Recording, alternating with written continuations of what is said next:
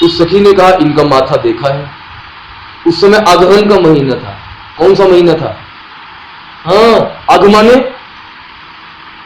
अघासुर, अग माने पाप, और हन माने हनन, पाप नष्ट हो जाना। तो सीता जी की प्राप्ति कब होती है? जब पाप नष्ट हो जाता है, तब भक्ति की प्राप्ति होती है। पाप भक्ति नहीं करने देता है, लेकिन चलो प्रयास करो। उस सखी ने कहा अगहन का महीना माने सर्दी का महीना, और सुबह सुबह का समय था। अगहन का महीना और माथे पर पसीना। भगवान छोटे छोटे फूल तोड़ रहे थे सफेद रंग के, और फूल तोड़ रहे थे और माथे पर पसीना। भाल तिलक श्रम बिंदु सुहार, सुंदर लग रहे थे, लेकिन थे। उस सखी ने कहा जिसको फूल तोड़े हुए पसीना आ रहा है, जानकी वो धनुष कैसे तोड़ेगा? एक सखी ने कहा तू नहीं जानती इन श्री राम जी के चमत्कार को, एक ही बाण से राक्षसी ताड़का इस धरा पर पड़ी की पड़ी रह गई। राम को देख कर के जनक नंदिनी सामने बस खड़ी की।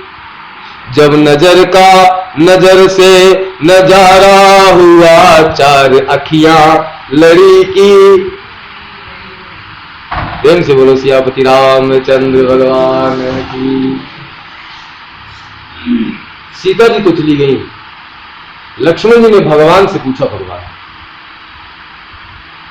ताड़का को मारते हुए तो आपको कोई बल नहीं लगा, ये छोटे छोटे फूल तोड़ते हुए आपको पसीना क्यों आ गया भगवान? भगवान ने कहा लक्ष्मण, जब मैं वहां से गुजर रहा था तो वो सुमन मुझे पुकार कर कह रहे थे, भगवान हमने तो मुरझा ही जाना है, आज नहीं तो कल मुरझा जाएंगे। आप आए हैं, अपने हाथों से हमको तोड़ लीजिए, हमारा खिलना सफल हो जाएगा। सुमन किसे कहा जाता है? FWL। सु माने सुंदर, मन माने मन। ध्यान दो, सुमन किसे कहा जाता है? सुंदर मन को सुमन कहा जाता है। और जो खिलता है, वो जो खिलता है सहस्रार कमल जैसा, वो कौन सा मन खिलता है? जो सुंदर होता है वही सुमन बनता है, जो सुमन होता है वही खिलता है। बाकी तो सब मन को मिलाए हुए हैं, वासना की अग्नि से जलाए हुए हैं, वो तड़प रहे, वो चिंता और उद्वेग में दिन प्रतिदिन जल रहे। वहां चैन कहां, वहां खिलावट कहां, वहां परमात्मा की सुगंध कहां? सुमन माने सुंदर मन। और भगवान जब भी तोड़ते हैं सुंदर मन को ही तोड़ते हैं।